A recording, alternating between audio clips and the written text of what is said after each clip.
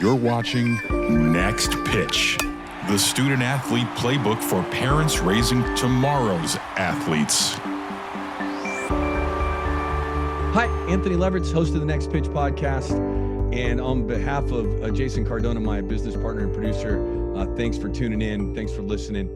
Really appreciate you taking the time to listen to us talk. As little housekeeping before we get started, we have a channel now. The way that we're doing this is on the releases. We have a channel. It's called Next Pitch, and then all the different podcasts that we're doing now are inside of that channel. If you will follow the channel, that'll really help us. And if you like what we're doing, please share with a friend and recommend us to your friends that are listening. I am joined today by Spencer Phillips. Spencer is the head football coach at Lakeridge High School, former member of the Philadelphia Eagles coaching staff, Super Bowl champion, and made the tough decision to leave professional football and go work with go be closer to his family and raise a family and got out.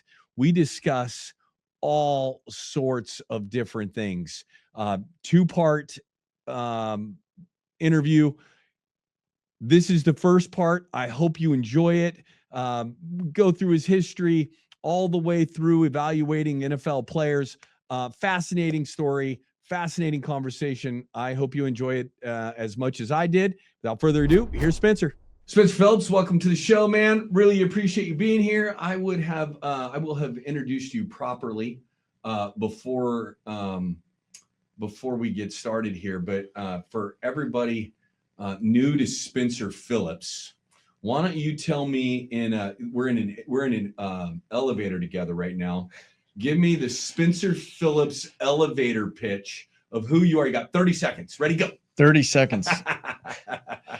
Homegrown kid, Oregon, born and raised, and then, found myself through sports and athletics. Really gave me my path. Met some wonderful mentors along the way at every level. And those mentors, guided me on a path that took me through athletics, and it led me to the highest of the highs and, some of the lowest of the lows, and made me who I was today. So athletics is everything who I am as a person. And, I'm very lucky to have found a professional career now, doing that. So elevator pitch, that's me very quickly. And led us here today, which we found out quickly. We have a lot of background here. Yeah, which is a lot. Yeah, it's crazy, the world of sports, man. The separation, and you grew up in the same state. Yep. Even different generations, different sports. But if you are in the same state or in the same region, eventually you're going to run into people that know people that know people that know people that know people. Yep. My kids are so, every time we go somewhere, they're like, how in the world do you know all these people? I'm like, well, I just was in every gym. I was in every gym for a long time, and it's just the way it works. Sorry. Yep. Also, a father. How many kids? 2 now. So some of the things we're going to talk about, you haven't experienced yet. Nope. So that you're coming from. So we're going to have to. Thank goodness that this will stay around forever. Yeah. And then we'll be able to go back after you're a parent and be able to see if those things still line up to what we're talking about. Well, let's start with your journey through sports. How old were you when you decided, first memory that you can remember, I'm an athlete, right? And oh my God, this is for me. Easy. Playing catch with my dad in the front yard. Okay. Yep. How old were you? Oh man, I couldn't have been 3, 4, 5 years old. Okay. And it was, my dad would come home from work, and if it was light outside, we'd go play catch. He was quarterback and I was a receiver. We grew up in the country, so we had a big front yard. And if it wasn't that, it was another good core memory is my sister and I would play wiffle ball in the front yard, pitch and do all that stuff.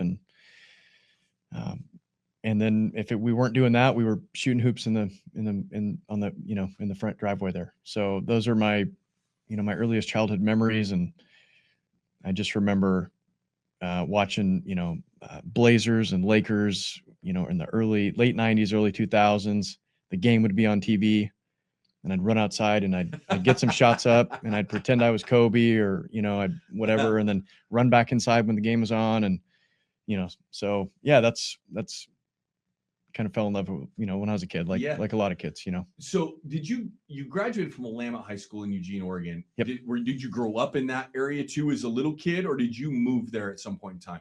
A whole life. Yeah. Whole life. So there's a small town called Alvador, which is out by Fern Ridge Lake. You might know. Yeah, I do. It's an adjacent city to Junction City. The Wilcox family's from there. When you're adjacent to Junction City, you're a small town. Small town. Yes. Yes. Junction City's small. We're really small. We have the corner store and that, but I fell within the district of Willamette. So, and it really wasn't that far. It's 15 minutes, but still outside the city limits there. So yeah, born and raised right there on the west side of Eugene. When did you start playing organized sports? Oh gosh, my dad enrolled me in oh goodness, I should in the local athletic sports there. I had names. Kid sports. Yeah, it was kid sports there. I mean, from the time that I could earliest as possible. So. What sport was the first one that you remember playing? Basketball. Yep. It's still, to this day, basketball's, I wouldn't say it's my favorite sport, but it's probably my favorite sport to be around. I mean, as we were talking before this got on, about Coach Jeff, but it's just the only sport you can play by yourself. Yeah. Jeff Bear, you're going to listen to this and you're going to realize the impact that you had on the two guys sitting right here. Yeah. Jeff Bear, one of my really good friends. And as I was talking to Spencer about his high school, talking to you about your high school, we realized that we both have Jeff Bear in common. Yep. Different ways that impacted our lives. But Jeff Bear, a high school basketball coach, son of a high school basketball coach here in the state of Oregon. And I think just a remarkable dude. I mean, for any parents or coaches listening to this, Jeff was one of the first people that came into my life. And I think I went to him when I was in first or second grade. I went to his basketball camp at Willamette High School. Yeah. That's where I was going to go. And, he taught us a game, but he was the first coach that, really, told me I could be something or whatever it was. I mean, I just enjoyed being around him. And, you don't realize that little seed that he had planted in me turned into, helping me become kind of who I am, and, how much I love sports. And something so small as that. I mean, I was 6, 7, however old you are in first and second grade, but to this day, I remember that camp and I remember how he made me feel, and, kind of pushed me to do and continue playing and, everything. So, yeah. It's interesting that there's so much negativity out there right now about youth sports, right? So I had an author on that called it the youth sports industrial complex.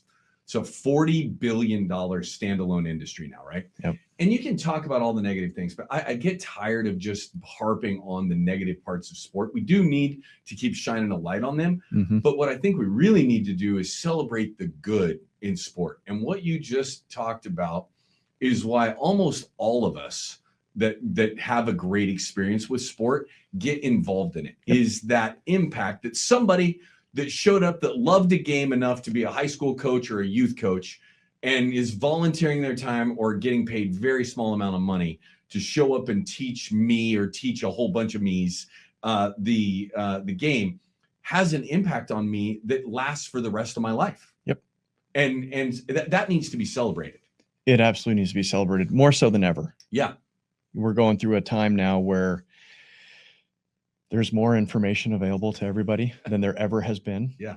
Everyone has an opinion. Everyone is a professional. Everyone is a guru. But at the end of the day, what I think is important now is I'm becoming a dad, becoming a father.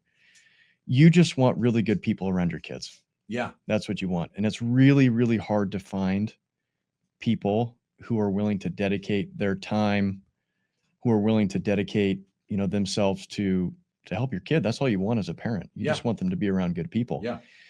And so youth sports, whether it's club or organized, man, getting your kids out playing as many sports as possible. I'm a football coach by trade, but man, I'm probably the biggest advocate for doing as many sports as possible, because you never know, for various reasons. But if we're sticking to youth sports here, you don't know what coach will have that impact on you that could kind of help give you a direction that you may need.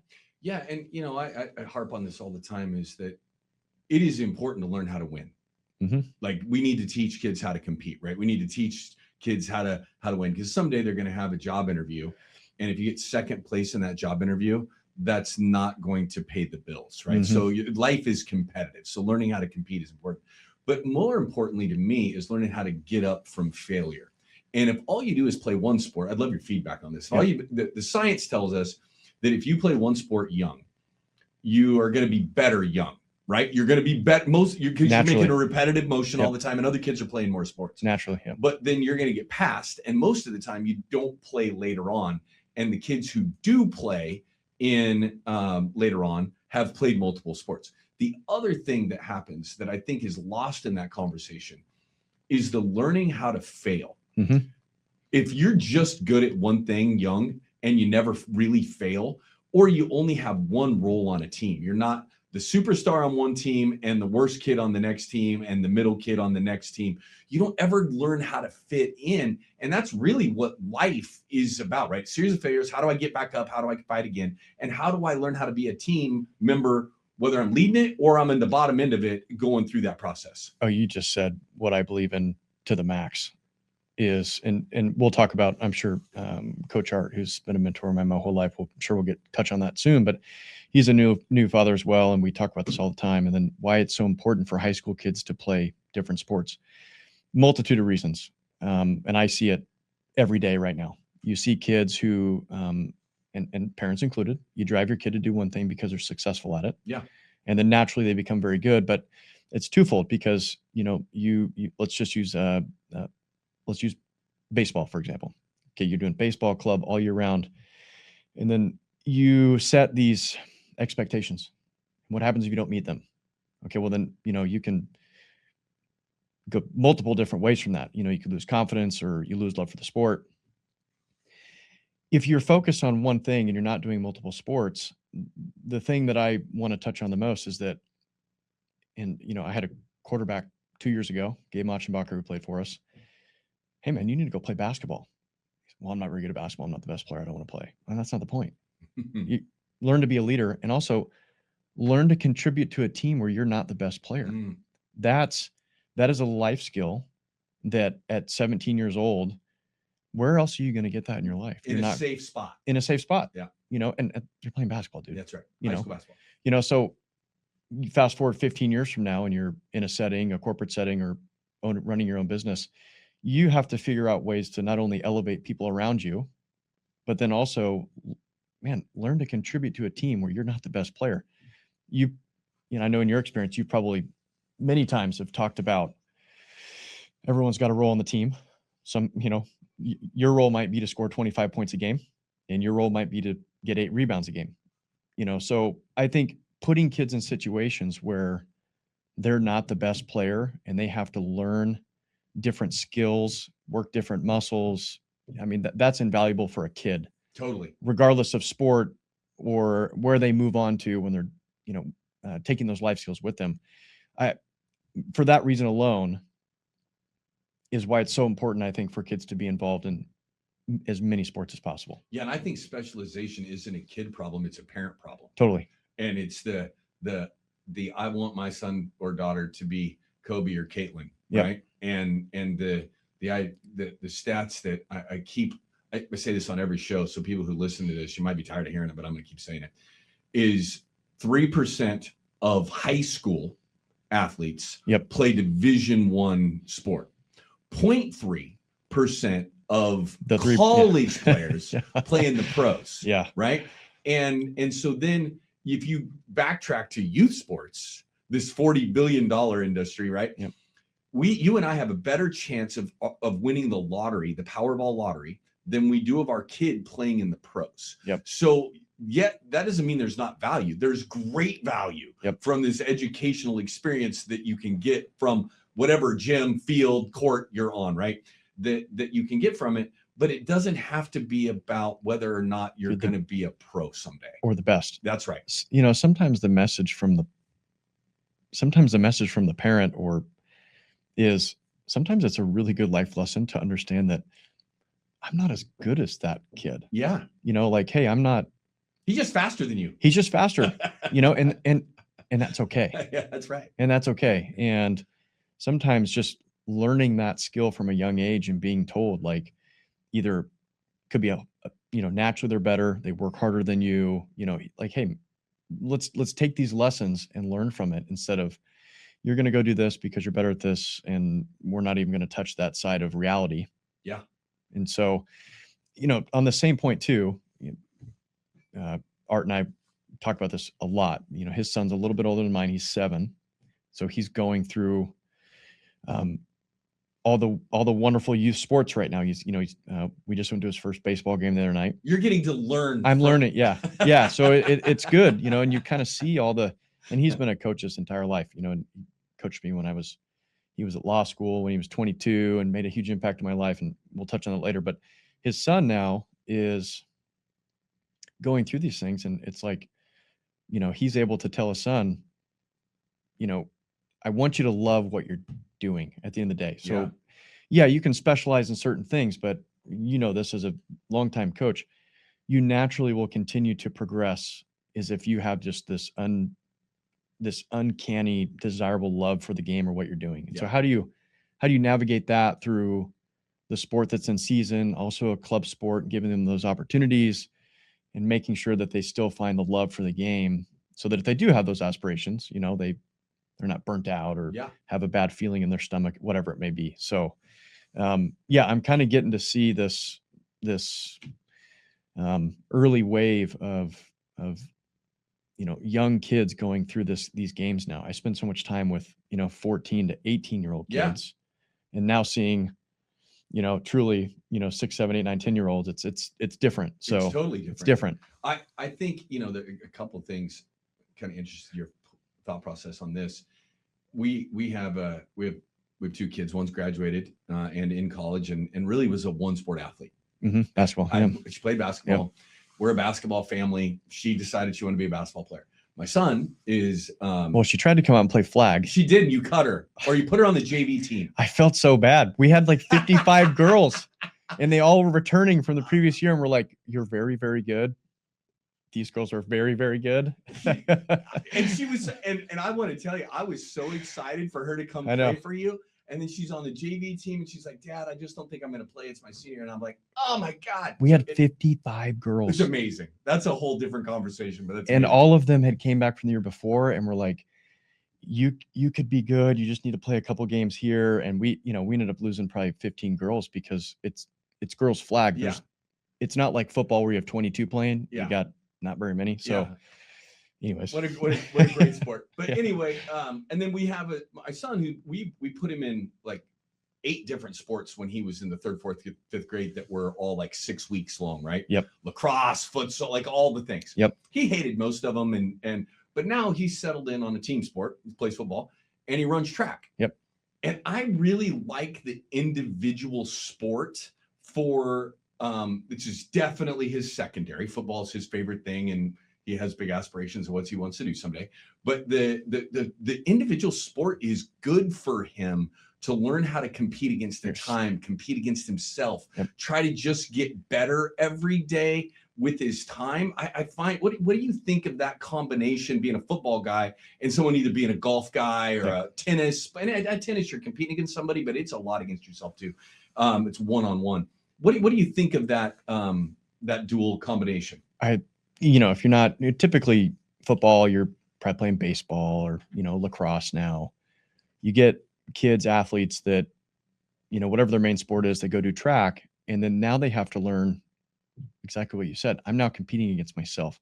There's so many great things that they have to learn through that. Number one, track is very hard.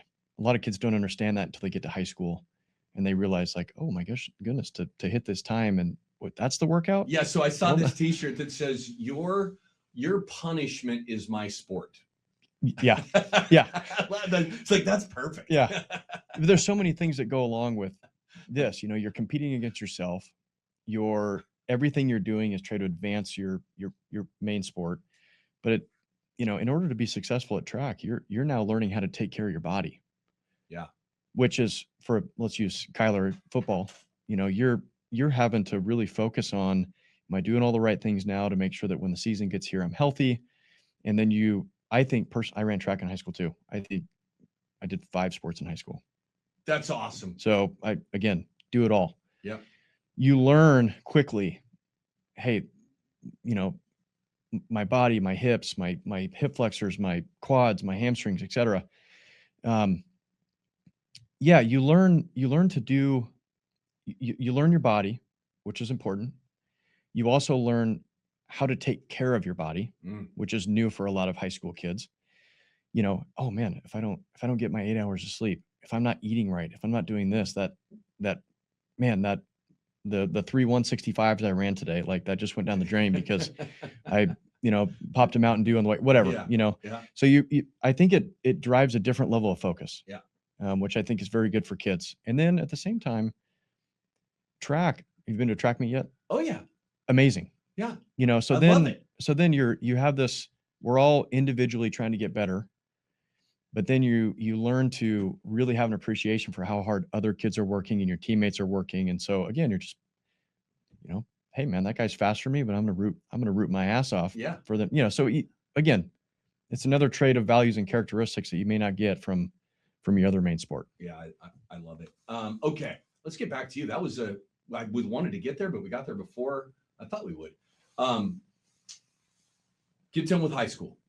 Say it one more time. You get done with high school. Yeah, done with high school. You get through your journey. Yep. High school journey, and you go on this kind of wild your playing career is kind of wild, right? Yeah. Well, kind of walk me through the recruiting process, not done with high school, but through the recruiting process, and then kind of where you ended up at the end of playing. Yeah. You know, I just did a segment, a podcast with Coach Corey maybe a month ago. And it was really good. And I'll kind of spend some time on this because parents now and kids now, their recruiting journey is, it's way different than mine was. It's way different than yours was. And so, you know, I don't have the fairy tale recruiting story. I don't have the, hey, I'm on your podcast because I was the number 1 prospect. Nick in the Saban country. didn't come do a home visit in Exactly. your room. Exactly. Your house. Yeah. You know, and so I have a different perspective on sports and I'll touch on that. So in high school, I'm a big staturous guy right now, as you know.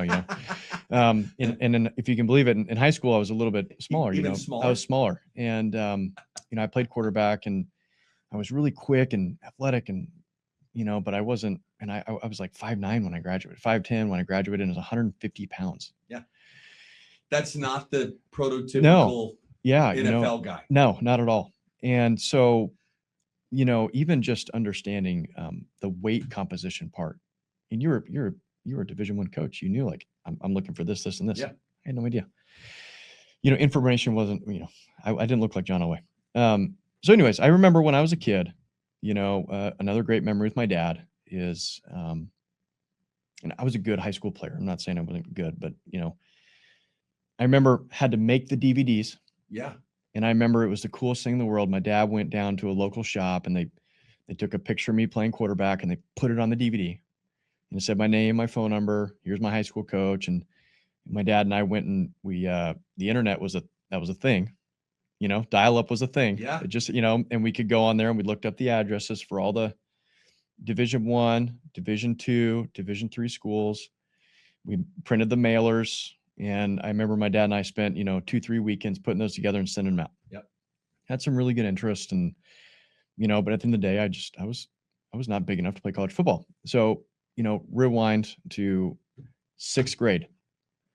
There's a guy named Coach Art, and he came down and he was doing school at University of Oregon, and he wanted to help coach youth football. He got stuck with us. Fast forward now, he's my neighbor. He's my best friend. Coaches with me. We've done this coaching journey forever. He's so, you know, awesome. It's amazing. So at the time, he was then coaching in junior college, and he said, "Hey man, I know this is what you want. You want to get there. Why don't you come play JUCO?" And as you know, as a coach, and for anyone listening that's in the state of Oregon or even Washington, really, there's not a lot of JUCOs, it's kind of a foreign thing for parents to hear. And it's For sometimes football, especially. especially. For Yeah. basketball, it's a huge thing. Huge thing. Yeah. Thank you. Yeah. Yeah. Thanks for, yeah. But for football, it's non-existent. It's non-existent. Yes. Yeah. So thanks for clarifying that, because it is non-existent. Yeah. So you go down to California JUCO, and there's probably 40 or 50 JUCOs in LA County alone. Right. So he was down there coaching at West LA College and said, "Hey man, why don't you come down here? Why don't you play? If you believe in yourself, come do it." Packed up my bags the day after graduation, moved down there, and you know, everyone's seen Last Chance U and all that stuff, and it's not anything like that, but you know, it's definitely you find out very quickly how bad you want to succeed and how bad you want to continue this journey of playing sports. Because it doesn't look like the Orange Bowl. No. Yeah.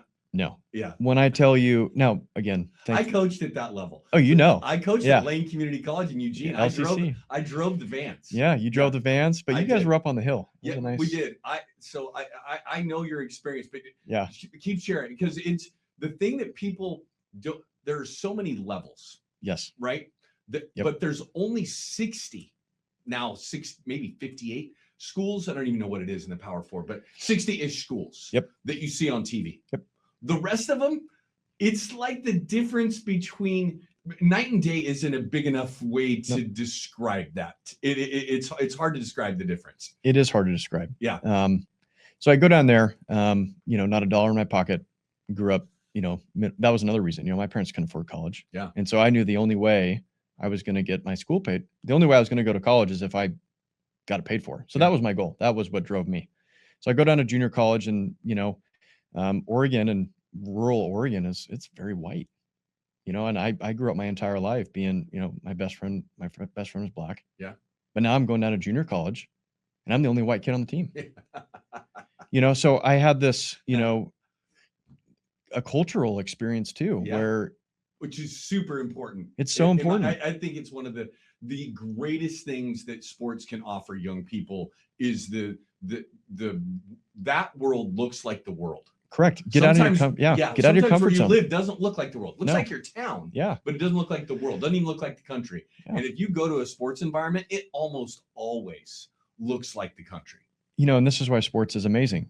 I show up day one and man, those are my brothers. Yeah. You know, we're all trying to do the same thing, and all of us coming from different backgrounds. Yeah. And so anyways, show up to junior college, and man, I was still 155 pounds when I played that freshman year, you know, and I ended up being really good. And then, you know, my second year there, you know, I was whatever, you know, player of the year stuff. I was good. Yeah. So I had opportunities to play a lot of Division II stuff, and I had some opportunities to play Division I. And so, you know, I went to Murray State and played in the air raid, man. It's the Racers, right? The Racers, Murray State Racers. Yeah. And, you know, you get there and you kind of go through this wave, man. I had all this success at junior college, and then you get to the Division I level and you go, wait a second, all these other quarterbacks in this room are pretty damn good too. Yeah. And so humbling moment there, you know, I grew up again. I went there thinking I was coming in to be the starter, and man, I got humbled very quickly. And played behind a guy, Casey Brockman, who ended up being a Walter Payton Award finalist, you know, recipient. You know, he's like a top 5 in the country for Division I AA quarterbacks. Yeah. Threw for like 5,000 yards. It's crazy. Was around a lot of great coaches. You know, the air raid is Mike Leach disciples, you know, and so, you know, had just an amazing experience there. But as we kind of mentioned earlier, man, I got there quickly, and man, I had to find a way to contribute to that team. You know, I got there and I was full scholarship guy and was on the bench, you know, and I very quickly, man, I did everything in my power to make sure that I earned my keep and my value. And so when I was done there, I graduated from there. And when I still had a year of eligibility left, and I went to Coach Hatcher and I said, hey man, you know, at the time they brought in a guy named Katie Humphreys, who at the time was the biggest recruit in Murray State history. He was like a 4-star quarterback from Alabama. And they came in and said, hey, we're going to play him. And I, you know, I'd done good. I pretty much went through spring and, you know, proved my worth, and, you know, obviously, but you're a coach. Yeah. If the freshman's coming in and he's better, you're going with him, you know, and I was mature enough at that point. I had a really good relationship with Coach Hatcher. Love the guy to this day. You know, and so I said, hey man, I really want to play quarterback, you know? And so I transferred out to Humboldt State which used it to my, I used football to my advantage. I got my master's paid for, went, did my MBA there. Started my first game here versus Western Oregon, and the very last play before halftime, got hit, drove me to the ground, separated my shoulder. And that was kind of it for me. Yeah. And that was kind of my journey. But again, right away, that's when I fell in love with coaching. Did you know it was going to be my next question? Yeah. You led me right to it. When in the middle of all that, did you know you wanted to coach? I loved the quarterback room, and I loved the head coach at Humboldt. I loved the offensive coordinator, Rob Smith and Eric Tripp. Eric Tripp's now an AD up in Ferndale, Washington. I loved the guys in the room. I was older at the time. I was 22, and the quarterbacks in the room were 19. And I loved mentoring them and kind of teaching and showing them kind of what I had to offer. And in practice, I pretty much started running the quarterback drill. I just fell in love with helping. Yeah. That part of it. Rewinding, I knew I wanted to coach when I was in junior college. Margay Miller, who is, again, one of my mentors, Coach Art. I just remember, you had 50 guys on the team.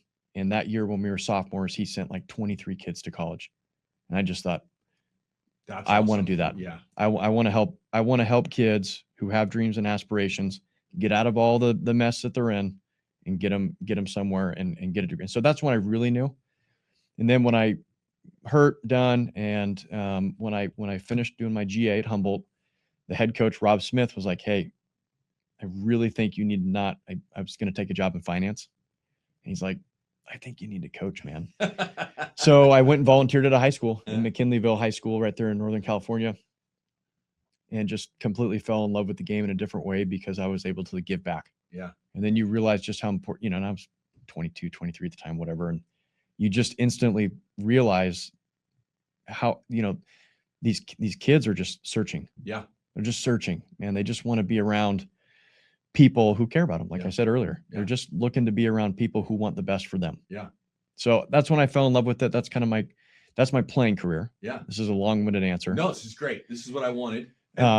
So yeah, I finished my master's. I did my MBA, and, my mom and dad were like, amazing, fantastic. I think I was like the first person from my, extended family to go to college. And then I went and got my master's, and I remember calling my mom and dad going, hey, this is great. I'm done. I finished. I graduated. What are you going to do? I'm going to go coach for free. And, but congratulations. Yeah. But this was my mom and dad in a nutshell. I mean, they just, said, we love you. Go do it, and so I coached McKinleyville that year. And then after that, Art, took a job at Compton College. So I thought, great, I'm going to get the opportunity to now go coach junior college. That's what I wanted to do. Sports, you never know where you end up. The guy that I played for at Murray State, Chris Hatcher, took the job at Samford, Birmingham, Alabama. Samford, yeah. Not Stan, which is a great shirt they have. Yeah. Sam, not Stan. And funny how this all stuff works out. But, my best friend, two of my best friends at Murray State were two other quarterbacks. Graham Craig, who beat me out that first year. Yeah. And then my buddy Parks Frazier. We'll talk about in a minute, but they went down to coach for Hatcher at Samford as volunteers. And Graham was like, hey man, why don't you come out here and coach with Hatch, coach with us, volunteer. And he goes, I'll see if Hatch wants you to come out here. Calls me up. That's history. He says, I don't got any money for you, but if you come here and do a good job, it'll work out. Yeah. Packed up my bags, hit the road, and thought, if I'm going to do this, let's see where I can go. What year is this now? 2015. Okay. Yeah, sorry, 2015. No, it's great. So I go out there, and man, everyone's got a story about how they slept on couches and didn't eat anything and stayed and slept in the facility. Yes.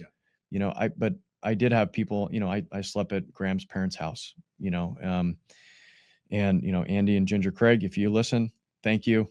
Obviously we're in each other's weddings, but, slept on their couch, slept in the facility, did the whole thing, didn't have a job while I was there, maxed out credit cards while I was there, did that whole coaching journey. I was the only defensive guy or one of the only defensive guys on that staff. So I learned so much, and you never know. I'm there at Samford, and Doug Peterson's son is a quarterback on the team. And I'll never forget, Drew one day, it was like middle of the season.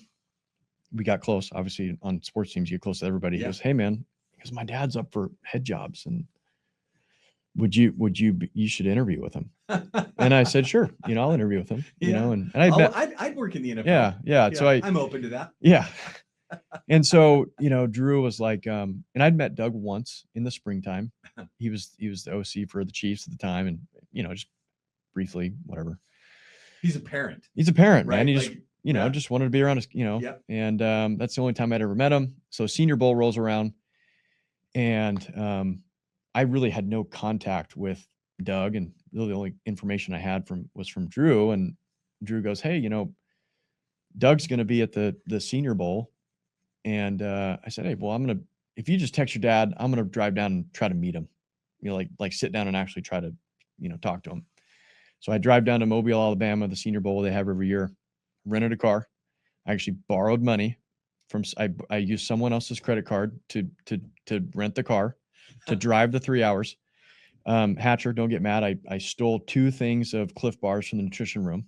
Good. Packed them with me. Yeah. Ate those. Checks in the mail to pay for Yeah, those, exactly. Yeah. So I had Cliff Bars. I remember we got, again, had to be lucky. So we coached a kid, Bradbury, who ended up playing in the league for like 6 or 7 years, but we coached James Bradbury, who got invited to the Senior Bowl. So when I showed up with my Samford hat, they let me in. That's the only reason I got in, because you have to have a pass. So I said, "I'm here for James." So right ahead, come on in. So that's awesome. For 2 days, I sat there in the stands, with your Samford hat on. With my Samford hat, looking for Doug, and I wasn't gonna like bug Drew or whatever, So then the third day comes around, whatever that is, and I don't see Doug at all. And so I'm like leaving the stadium, like bummed. And I'm like, "Yeah, I'm just gonna do one more lap." So I turn around, walk back in the stadium, and the way that I walked in the stadium, we ran into each other. Literally ran into each other and bumped, and he saw my head. He goes, "Oh, Spence, hey, was looking for you." And we walked up the stairways and we talked for about 15 minutes, and it was great. And he said he would reach out in a couple weeks, wanted to interview me, and didn't hear from him for about a month. Went and interviewed for a couple other jobs. And actually, while I was interviewing for another job, he had called me and asked me to come interview, and the rest is history. So it's just funny how it works out that way, but it's so funny, like I don't know if ironic, amusing. I don't know which funny it is, but it's hilarious. And the idea that you go from, I'm going to be at Compton to Samford to now I'm going to the Philadelphia Eagles. Not even just the NFL, right? The Philadelphia Eagles, iconic franchise that you go in and then have unbelievable experience there. Oh man. I mean, I couldn't have asked for anything better. It was awesome because Doug was a first-time head coach. So and I was Doug's assistant. Yeah.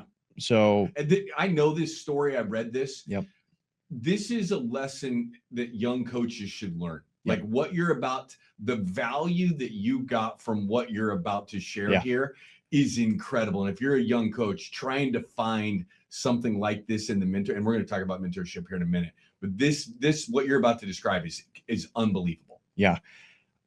I didn't know how it was going to change my life getting into it. So my job when he hired me was, I remember him telling me, he goes, like laughing, he goes, "I don't know what I'm doing yet, but we're going to figure it out together." And I was, "Oh, that's amazing." I mean, lucky me. This is, I don't know what I'm doing either, Doug. So I just remember. Are you 24, 25? I'm 25, man. 25. Yeah. I'm waking up and I remember just like literally just every day, just like texting my friends and everyone. Like a week ago, I was at Samford, like I got, it's crazy, it's crazy, and so, where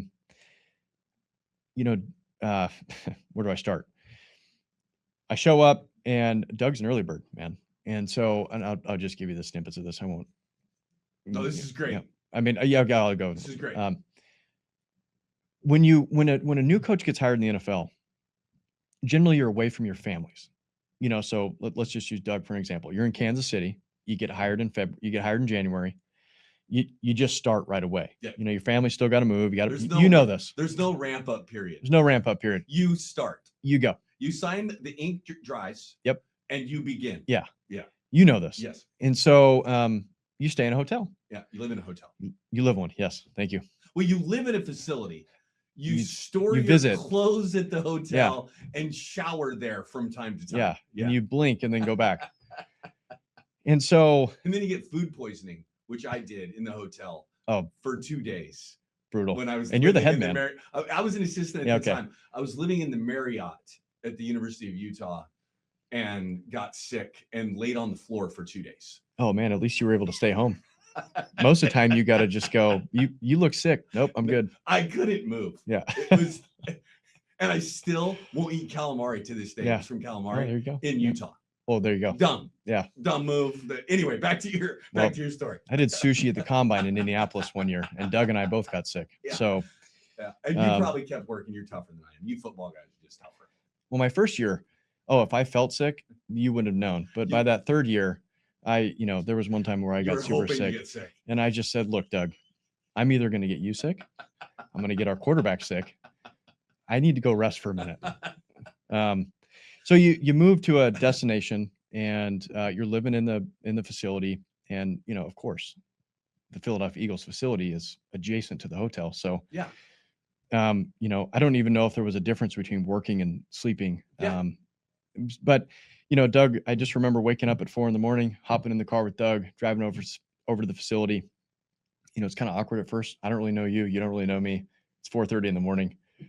You're being an NFL head coach, and we got to draft a quarterback, and I'm over here like making sure that the calendar's right. Right. But the experience that I got was incredible, because as Doug was learning to be a head coach, and he had amazing mentors. Andy Reid, he's with Reid forever.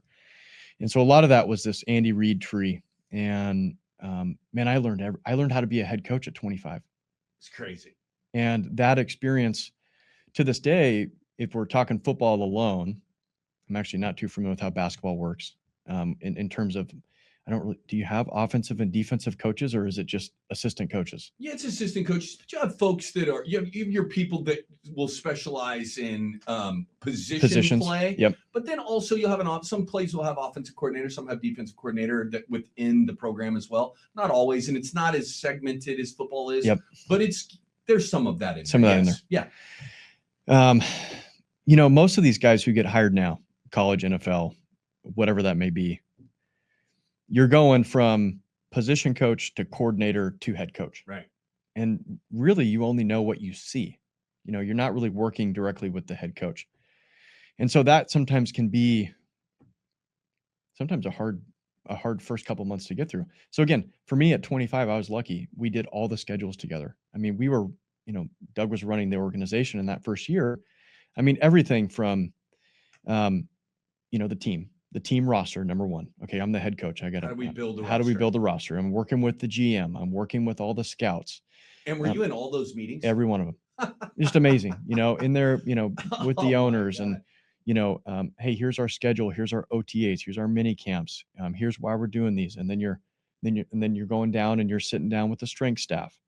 Here's our schedule. This is what we want. And then on top of that, in the NFL, it's now the equipment staff, and here's what's worked with this, and then we'd get the schedule, and Doug would say, hey, I need you to go give the schedule down to the equipment staff, and you got to walk them through what practice looks like, and we would do it together. And here's how practice operates. This is what Doug wants. This is what Doug needs. This is how this is going to work. And so from equipment to strength to trainers to then making sure something as simple as I remember one of the times Doug got upset with me. I was just going to ask you how many times you screwed up the calendar. A few, man. Yeah, a few. And it's and that's the worst. As you know, it's the holy grail. It is.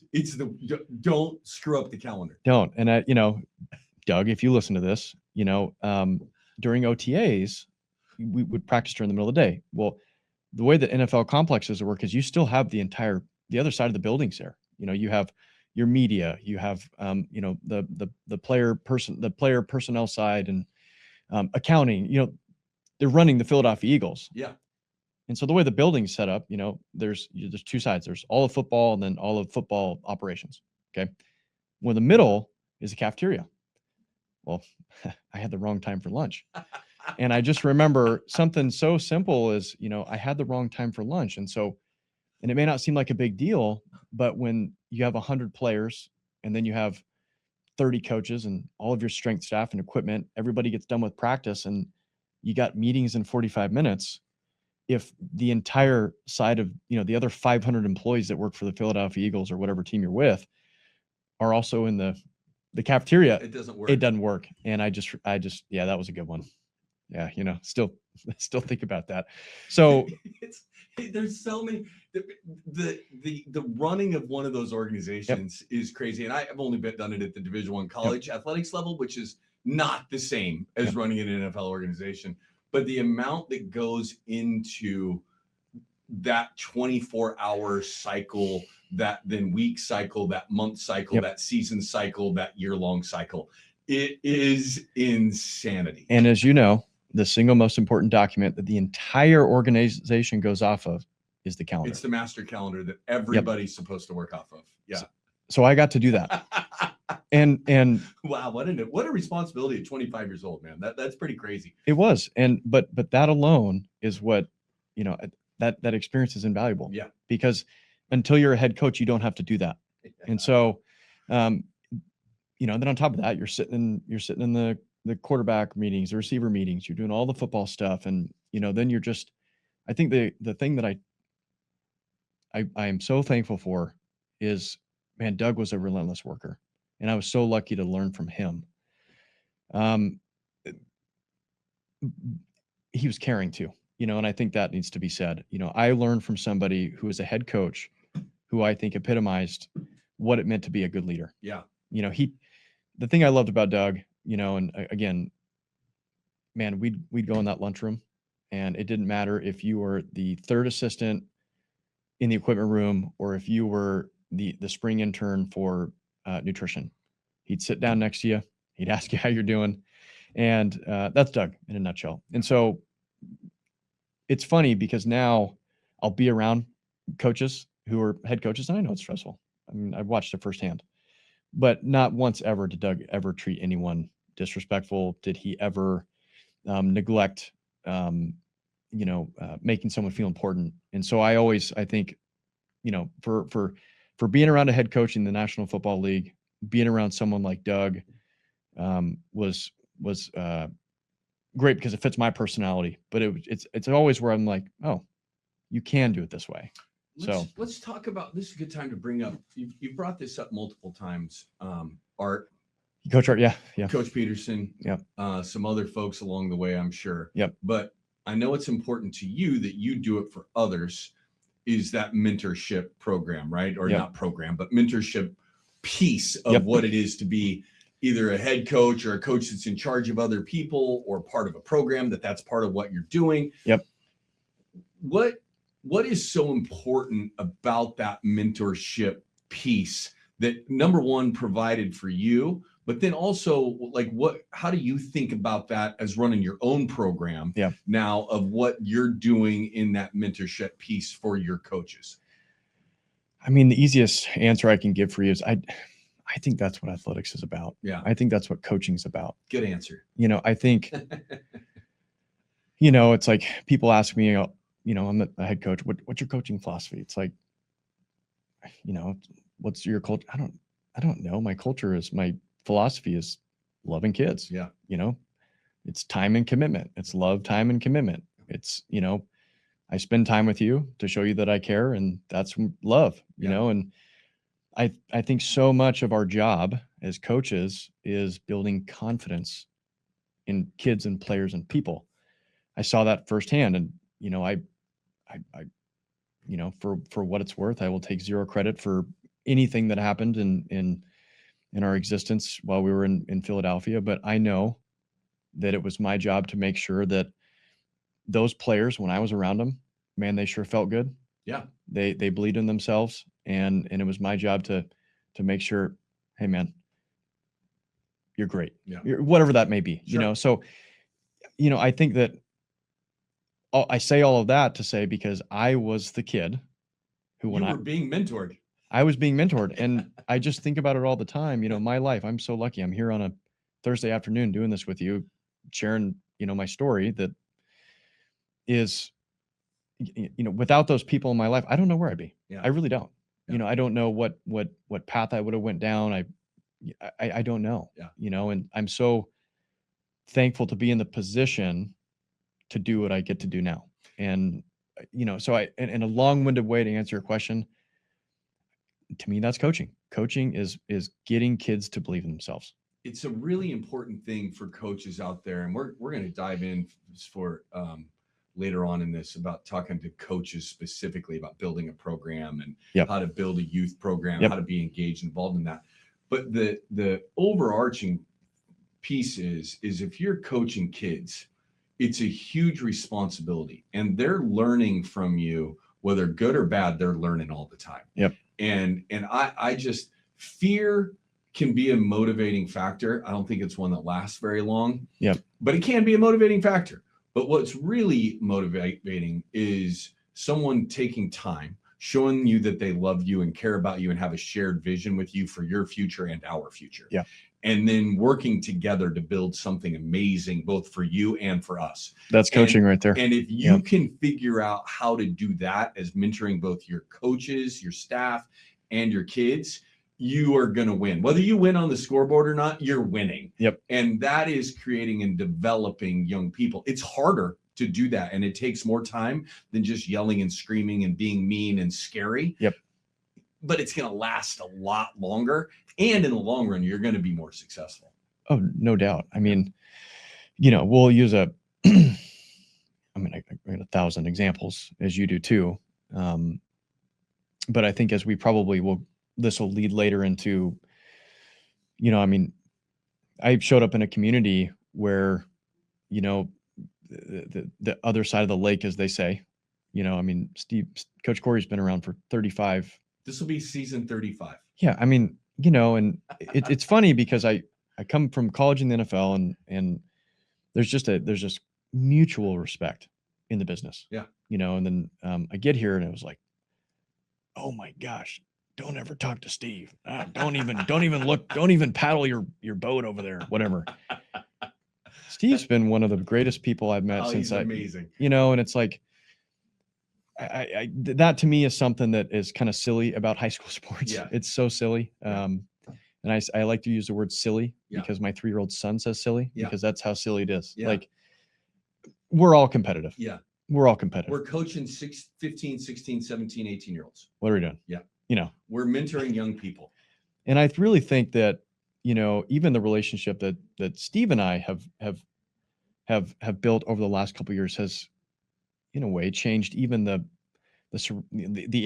immediate area within Lake Oswego. Yeah. But there's a quarterback that played for Lake Oswego a couple years ago, Liam Davis, that it just goes back to what you said, man. Like, all of us, it's our job collectively. It's a kid. At the end of the day, it's a kid, man. Yeah. Like, whether it's me or this person or whatever, our job is to help kids. Yeah. And so, coaching, I think, back to what we said earlier, there's more information now than ever. Yeah. And sometimes I think, dealing with high school kids or youth kids, you kind of forget the mission sometimes, that this is about kids. Yeah. This is about kids. So, last question here on this first half of this interview. Scouts combine just happened. Yeah. Draft's about to happen. High school kids are going through a scouting process right now. Transfer portal's open in basketball, and kids. So across the country right now, kids, young people are being evaluated by old people, right? Yep. When you were sitting in those rooms over the years, in college and in the pros, what are those conversations like?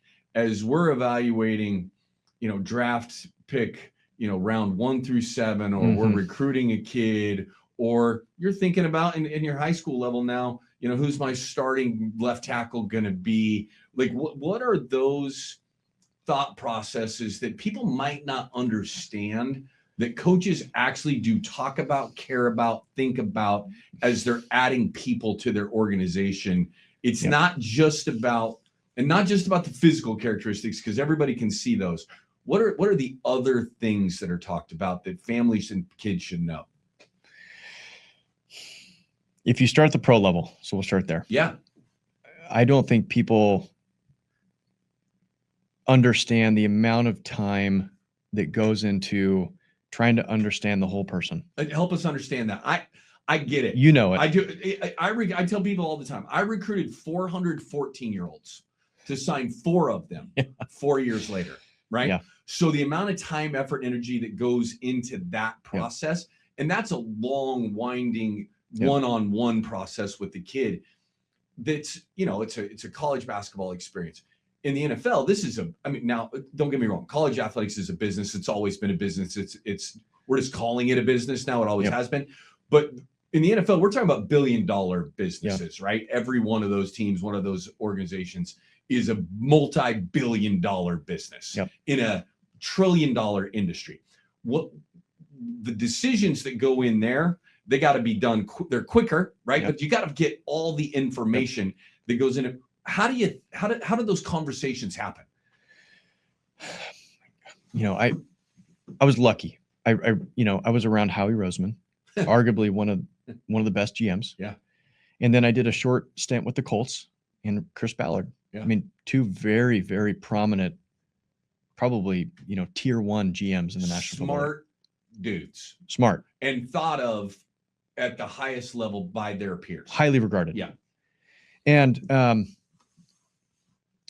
let's just use a quarterback, for example. This is what I'll just take you what I had to do.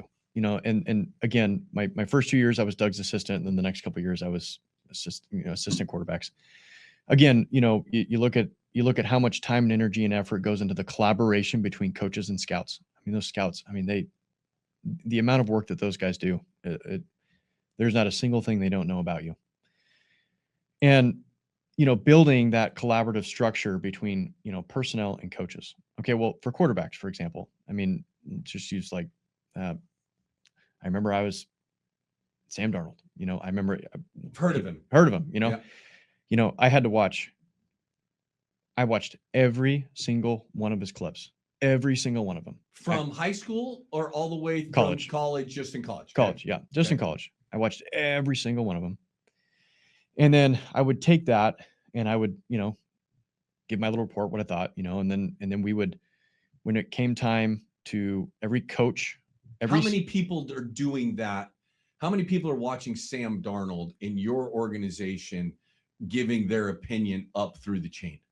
Oh, how many different sets of eyes are on those clips?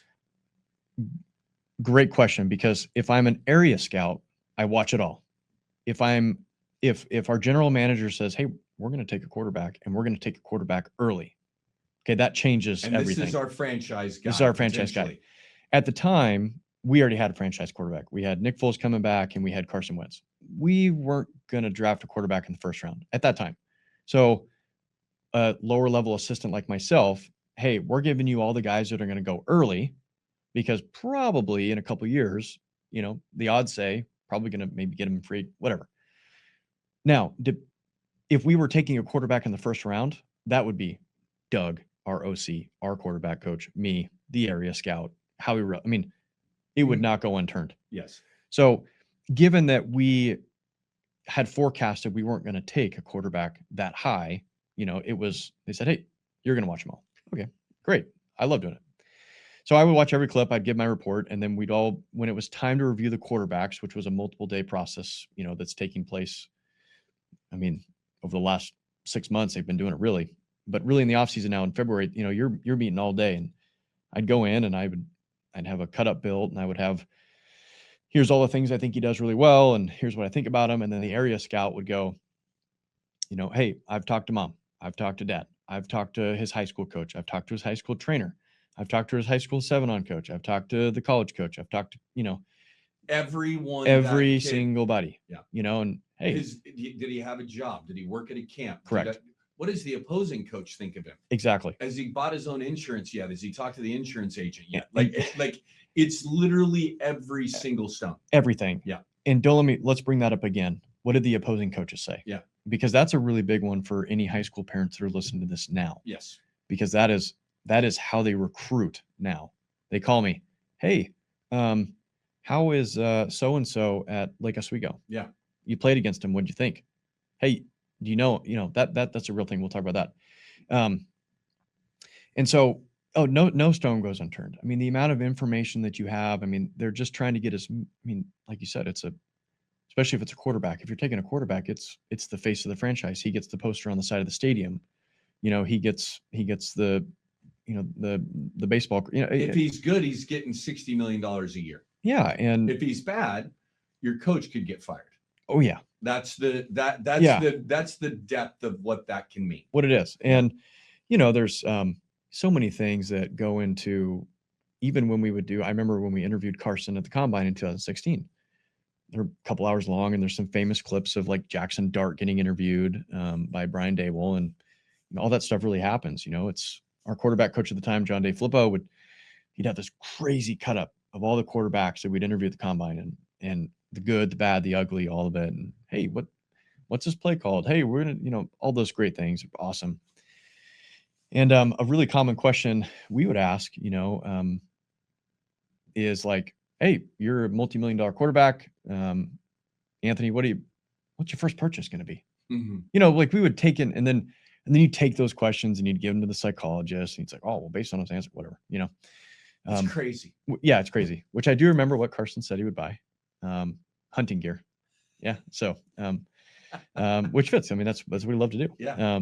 Anyways, Carson, love you, man. But which is kind of funny because, the Oregon football coaches kind of get some heat right now for the whole vanilla ice cream thing. It's like, guys, leave him alone. Like, it's obviously he doesn't solely base his quarterback, but it's like, you do ask those questions to people. It's like, and I think what he's trying to get at is you don't want to be around a square. Yeah. I mean, it's the quarterback. It's the franchise. It's the franchise. Yeah. You got to know, like, okay, can I talk to this guy? Oh, he's funny. Hey man, he said chocolate ice cream, but he wants like, I think it's being taken out of context. I feel bad for the guy. I do think, I never tweet. And I even said something today. I'm like, the guy has now given every college coach and scout and forever now they're going to ask, what's your favorite ice cream? So like, I don't know, give the guy a break. He's a good coach. So anyways, in terms of scouting for the collegiate level, it ain't going unturned, man. Yeah. College is a little different depending on where you are. Resources are different. If you're at Alabama or Georgia or even Oregon, it's going to be the same type of process. Yeah. They now have entire departments mimicking the NFL. Yeah. So that's what it's turned into. If I'm at Oregon and I'm, it's the truth. They're just going to go find the best quarterback out there. And generally that's a kid who's played for a couple of years. It's going to be the same thing. And it's going to be the same, just to piggyback on that. And the good programs in basketball is the same way. They have general managers now, and they've got scouting departments, and they're recruiting high school kids because they know they have to recruit more of them and know more of them because of the transfer portal. Correct. Because it's going to be a bigger batch of kids that they're going to have to look at than they did when they first started recruiting. Exactly. So it's even more in depth. Totally. Yeah. So you're kind of now seeing the top college programs follow the NFL model. Yeah. So, and then when you look at, you'd said something earlier too, you're kind of like, there's like these 64 teams, that's like, that's all really anyone cares about right now. That's where all the money is. Yep. And then, kind of everyone else after that, it's kind of less stepping stone now. It's kind of like they're the ones going after the high school kids because or the bounce backs, the kids not playing at the, the top. Dude, we just were at the university. I won't say the name of the school. Yeah. We were just at a school that's in the Big Sky. My son's 7-on-7 program went and toured. The coach that was doing the tour told the kids, we're not recruiting kids whose goal it is to come here. We're trying to get kids who want to go somewhere else, and we're going to help you get there. So you might be here for one. I almost fell over. That's crazy. 5 years ago, you say that, you're getting fired, right? You're getting fired immediately. Like there's no like, what, hold on. I didn't quite understand what you just said. You're fired. Here's your pink slip. You're out the door. It is just a completely changed world. It is completely changed. And again, we'll dive into this. If I'm a parent and my kid has aspirations of playing college football, this is the reality now. The reality is now you have to look a certain way. You have to run a certain time. You have to be you're either going small time or you're big time. Yeah. Really the in-between is not there. Because they're coming from the portal. Yeah. So, and to touch on what you just said, if I'm a lower tiered school, I'm going to recruit the kid out of high school. And my pitch now is you come here, you play well, you're getting out, you're getting paid. Yeah. Which, what the hell, man? I know. So these lower tiered schools have become what junior colleges used to be. Correct. And now junior colleges don't count against your 4 years of eligibility. So you can go there, then you can go to a lower tiered school, then you can go to a division, to a high level. It's a really remarkable shift and change that's happened. But what I think for parents is that just understanding that who you are and how you comport yourself in everything you do eventually is going to end up in front of the person that's making a decision about you. It always comes out. And it's interesting. I can't remember who said this recently, but I loved it. 90% of the conversations that have to do with your future happen without you in the room. Yeah, that's good. So making sure that whatever's said when you're not in the room is there's nothing bad that can be said about you is really important to be thinking about if you're a kid who has or a parent of a child who has any idea or dream or aspiration of playing at that next level, that's got to be front and center in your thought process. Here's where this comes back around full circle. Okay. My kid goes and plays basketball and he gets 2 minutes a game. Yeah. But guess what? He's the best leader on the team. He's finding a way to contribute. And then some roundabout way, another opposing coach knows a coach who's recruiting him and says, okay, he doesn't play very much, but man, that kid's awesome on the bench. Yeah. You don't know. Yeah. You don't know. So let's use your son as an example. I remember the first time I met your son. He came out to the football. Sixth grader. He was playing catch on our secondary field at Lakeridge. And he walked right up to me and he goes, nice to meet you. My name's Kyler. And I went, nice to meet you. And he literally goes, my dad said it's a good thing about you. And has said good things about you. I wanted to say hi. And that's my sister.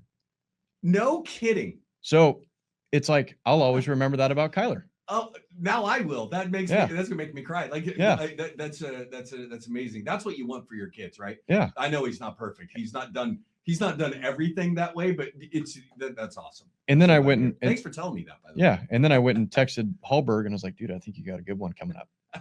I'm like, this is the kid and he's out there throwing the ball. It's like, that's a good kid. So, now when people are texting me about, hey, any quarterbacks in the area, he's a good kid, so it comes back full circle. Yeah. So anyways, parent, if I'm a parent trying to understand this crazy world of recruiting, let's touch on junior college. Yeah. I'm a junior college product. Again, I don't have a fairy tale story about being the best recruit in the country. Yeah. But what I do have a good story on is, man, you can't give up on yourself and you don't know what doors open.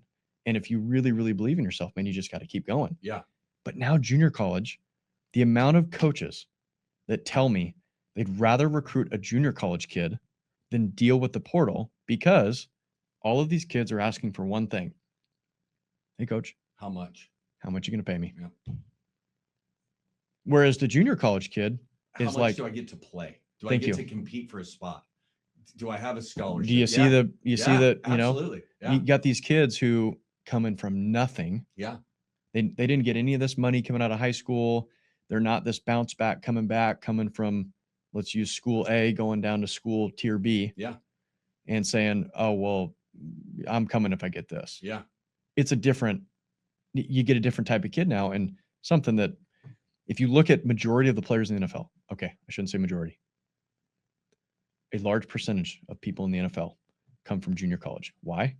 They have a different edge to them. Yeah. They weren't given it at 18. They weren't, they had to work and work. Julian Edelman, use that one all the time. Guy was a junior college all-star, went and played quarterback at JUCO, was the best athlete out there. Went and played junior college at Mac school, I'm forgetting, Toledo. And found his way playing 14, 15 years in the NFL because he never gave up. Yeah, pretty good career. So anyways, I could go down the list of hundreds of names of junior college kids. So I guess if I'm a parent, just because your kid's not going to Oregon, it doesn't mean he's not a good athlete. He's not a good football player. He's not a good basketball, whatever he is. And he might not ever be there.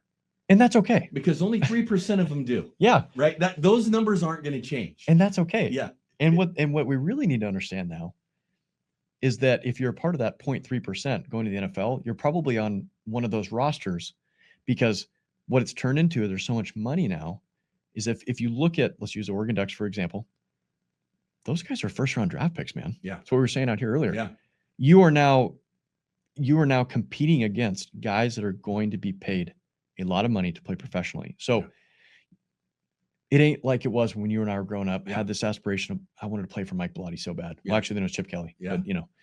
But man, that's just because you don't make it there doesn't mean you aren't a good athlete. Doesn't mean you shouldn't stop playing.